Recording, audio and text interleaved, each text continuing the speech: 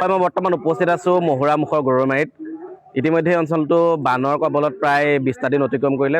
তাৰ পিছতে যথেষ্ট এক প্ৰতিকূলৰ পৰিৱেশ সৃষ্টি হৈছে আৰু সমান্তৰালভাৱে মই দৃশ্য দেখা মোৰ সতীৰ্থ কেমেৰা পাৰ্চনৰ সহযোগৰ দ্বাৰা ইতিমধ্যে অনুসূচিত জাতি ছাত্ৰ সন্থা গোলাঘাট জিলা সমিতিয়ে ইয়াতে তেখেতলোকৰ ফালৰ পৰা কিছু বস্তু আৰু খাদ্য সামগ্ৰী যোগান ধৰিছে। গতিকে অঞ্চলটো যথেষ্ট বানত ক্ষতিগ্ৰস্ত হৈছে। সেয়েহে ইতিমধ্যে জিলাৰ সকলো বিষয়ৰ উপস্থিত হৈ এই অঞ্চলটো ইতিমধ্যে তেখেতলোকে ৰাইজক কিছু সহায়ৰ আগবঢ়াবৰ উদ্দেশ্যে আহিছেহে আৰু তেখেতলোকে নিত্য নৈমিত্য প্ৰয়োজনীয় যিকোনো খাদ্য আছে, সামগ্ৰী আছে আৰু বিশেষকৈ তেখেতলোকে ডেটল, চেনিটাইজাৰ আৰু মৌ মাখি যিহেতু যথেষ্ট বেছি হৈছে, মানে এইটো বানপানীৰ পিছতে মহৰ উপদ্ৰৱ বেছি হৈছে, গতিকে এনেধৰণৰ নিত্য নৈমিত্য যিসমূহ সামগ্ৰী আছে সেই সামগ্ৰীসমূহ দিছে। মই সতীৰ্থক পৰিৱেশ দেখুৱাই যাবলৈ চেষ্টা কৰিছোঁ, লগতে কথা পাতিবৰ কাৰণে চেষ্টা কৰিম। এই পৰিৱেশটো মই দেখাই আছোঁ, সমান্তৰালভাৱে কথা পাতিব চেষ্টা কৰিম। অকণমান আগুৱাই আহিবলৈ অনুৰোধ জনাইছোঁ তোমাক। মোৰ লগত জিলা সভাপতি আছে। আজি আপোনালোকে এই অঞ্চললৈ আহিলে, কি ক'ব? হয়, চাওক, সমগ্ৰ অসমৰ সমগ্ৰ জিলাতে প্ৰায় 4খনকৈ জিলাত বানপানীৰ যি মানে সংহাৰী ৰূপ লৈছে, তাৰ সমান্তৰালভাৱে গোলাঘাট জিলাতো কেইবাখনো গাঁৱত বানপানীয়ে বহুখিনি ৰাইজক ক্ষতিগ্ৰস্ত কৰিছে। ৰজনাখাট, দেৰগাঁও সমষ্টিৰ কেইবাখনো গাঁৱতো আজি আমি বোকাহাট সমষ্টিৰ মহুৰামুখ গাঁৱত আজি আমি উপস্থিত হৈছোঁহি।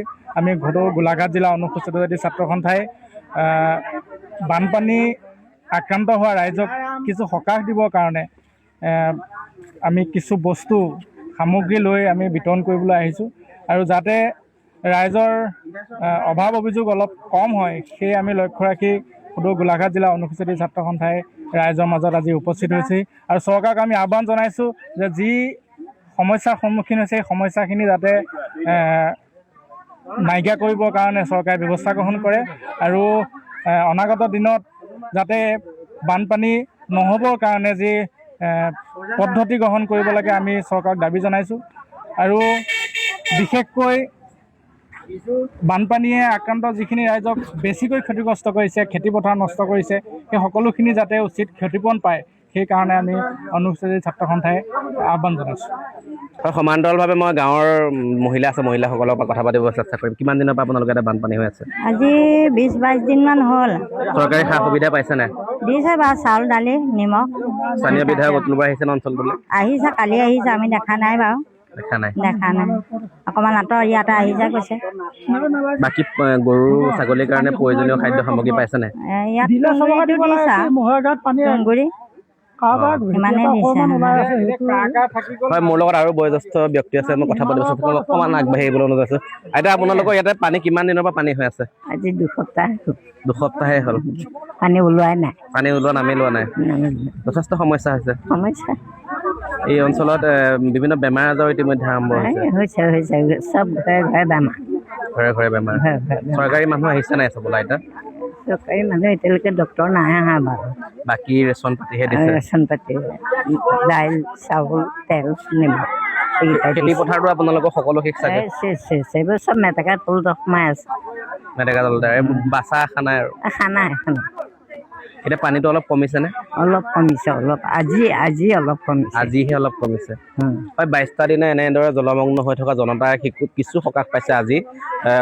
অলপ কিঞ্চিতমান পানীৰ যি প্ৰলয়ংকাৰী সোঁত আছিলে বা পানীৰ যি বাঢ়নী পানীৰ যি তাণ্ডৱলীলা সৃষ্টি কৰিছিলে, কিছু পৰিমাণে মহুৰামুখৰে গৰৈমাৰীত পানী হ্ৰাস পাইছে আৰু সেয়া ৰাইজৰ বাবে এক শুভ লক্ষণ। গতিকে ৰাইজ যথেষ্ট আশাবাদী হৈ আছে যে এই কেতিয়া এই পৰিৱেশৰ পৰা তেখেতলোকে পৰিত্ৰাণ পায়। আমি পৰিৱেশ দেখুৱাই যাম, সমান্তৰালভাৱে কথা পাতি যাব চেষ্টা কৰিম। জিলাৰ সাধাৰণ সম্পাদক আছে, কেনে পৰিস্থিতিৰ মুখামুখি হৈছে, কি ক'বা আহি? চাওক, যিহেতু অৱস্থা যথেষ্ট বেয়া, চৰাইদেউ, শিৱসাগৰ, যোৰহাটৰ লগতে গোলাঘাটো বহু অঞ্চল আপোনাৰ মোৰ নিজৰ গাঁৱতো পানী হৈছিলে, যিহেতু এতিয়া শুকাইছে। মুখ্যমন্ত্ৰী মহোদয়ক আমি যেতিয়া লগ পাইছিলোঁ, তেতিয়া আমি মুখ্যমন্ত্ৰী মহোদয়ক এটা দাবী জনাইছিলোঁ যে চৰাইদেউ, শিৱসাগৰ আৰু যোৰহাটৰ দৰে গোলাঘাটৰ যিসকল লোকৰ ঘৰত পানী সোমাইছে বা বেছি তেওঁলোকৰ অনিষ্ট হৈছে, এইসকল লোকক এককালীন সাহায্য দিবলৈ আমি দাবী জনাইছিলোঁ, মুখ্যমন্ত্ৰীক অনুৰোধ জনাইছিলোঁ। কিন্তু মুখ্যমন্ত্ৰী মহোদয়ে গোলাঘাট, শিৱসাগৰ আৰু যোৰহাট লগতে চৰাইদেউ সমান্তৰালকৈ গোলাঘাটো এককালীন সাহায্য 15,000 টকাটো তেওঁ দিবলৈ সিদ্ধান্ত গ্ৰহণ কৰিছিলে পাইছা নাই তোমালোকে? যদিও কিন্তু প্ৰায় 10% মানুহেহে এই পইচাটো পাবলৈ সক্ষম হৈছে। আমি মুখ্যমন্ত্ৰী মহোদয়ক অনুৰোধ জনাইছোঁ, যিহেতু বহু সমষ্টিত এতিয়াও ৰাজনৈতিক কোনোবা সদস্য নেতাই লিষ্ট বনোৱা বিষয়টো উত্থাপন হৈছে। সেইখিনিতো আছেই, কিন্তু আমি এটা কথাই বাৰম্বাৰ অনুৰোধ জনাই আহিছোঁ যে আমি যিহেতু প্ৰেক্টিকেলি গৈ দেখিছোঁ যে যথেষ্ট মানুহৰ ঘৰত যি ক্ষতি হৈছে, এই ক্ষতিৰ যথেষ্ট এটা বৃহৎ ক্ষতি। এইটো আপোনাৰ গৰু ছাগলীৰ পৰা ধৰক গড়খনৰ বহু পৰিয়াল পানীৰ যিদৰে আবদ্ধ হৈ থাকিব লগা হৈছে, এইটো এটা দুখ লগা ছবি। আৰু মুখ্যমন্ত্ৰী মহোদয়ক আমি কৈছিলোঁ যে 15,000 টকাটো যিসকলে অনিষ্ট হৈছিলে তেওঁলোকে পাব লাগে, কিন্তু আজি কেইবাদিনো হৈ গ'ল এই পইচাটো কেৱল 10% মানুহে পাবলৈ সক্ষম হৈছে। আমি এইটো মুখ্যমন্ত্ৰী মহোদয়ক অনুৰোধ জনাইছোঁ যে আপুনি যি এককালীন সাহায্য ঘোষণা কৰিছিলে 15,000, এই 15,000টো আপুনি অতি সোনকালে অনতি পলমে আপোনালোকে এই পইচাটো মুকলি কৰি দিয়ক, নহ'লে আমি অনুসূচিত জাতি ছাত্ৰ সন্থাই কিন্তু ইয়াৰ বিৰুদ্ধে আন্দোলন কাৰ্যসূচী ল'বলৈ বাধ্য হ'ম। কিয়নো আমি দেখিছোঁ, আমি ভুক্তভোগী ৰাইজে যি এটা হাৰাশাস্তি ভুগিব লগা হৈছে, মানুহৰ ঘৰত এতিয়া সোমাব নোৱাৰা, এতিয়া পানী শুকাই যোৱাৰ পিছত এটা সোমাব নোৱাৰা এটা যি পৰিস্থিতি, সেই পৰিস্থিতি আমি দেখিছোঁ। মুখ্যমন্ত্ৰী মহোদয়ক আমি বাৰম্বাৰ অনুৰোধ জনাইছিলোঁ যে আপুনি এবাৰ ব'লক বান পৰ্যবেক্ষণ কৰি আহক, কিন্তু মুখ্যমন্ত্ৰী মহোদয়ৰ সময়ৰ নাটনিৰ বাবে তেওঁ যাব নোৱাৰিলে। কিন্তু তেওঁ 15,000 যি এককালীন সাহায্য ঘোষণা কৰিছিলে মাত্ৰ কেইজনমান ব্যক্তিৰ একাউণ্টতে আমি সোমোৱা দেখিছোঁ গোলাঘাটত। হয়, ৰাইজৰ যথেষ্ট ক্ষোভ আছে, দল সংগঠনৰ ক্ষোভ আছে। প্ৰকৃত যিসকল বান্যাত্ব পোৱা নাই, লগতে মোৰ স্থানীয় যথেষ্ট ব্যক্তি আছে, মোৰ লগত প্ৰাপ্তবয়স্ক তথা বয়োজ্যেষ্ঠ এজন আছে। কওকচোন কেনে সমস্যাত সন্মুখীন হৈ আছে বৰ্তমান সময়ত? সমস্যা এতিয়া ধৰক আপোনালোকে দেখিছেই বাৰু, আমিনো কি ক'ম, এই পানীৰ মাজে মাজে এইবোৰ ঘৰ কিমান দিনৰ পৰা আজি ইয়াত এতিয়া এমাহ মানে পানীটো এই গাঁঠে লাগিলে ওলোৱা নাই, শুকোৱা নাই, নাম লোৱা নাই, পানীটো যোৱা নাই। আজিৰ পৰা অলপ গৈছেগৈ আৰু সকাহ পাইছে কিছু অকণমান। তাৰপিছত এতিয়া গৰু এই ঘৰবিলাকত এতিয়া গেলা গোন্ধ বহুতখিনি, ৰাতি থাকিবলৈ অকণমান অসুবিধা, গৰু ছাগলী ৰাখিবলৈ অকণমান অসুবিধা হৈছে, মানুহ থাকিবলৈতো অসুবিধাই।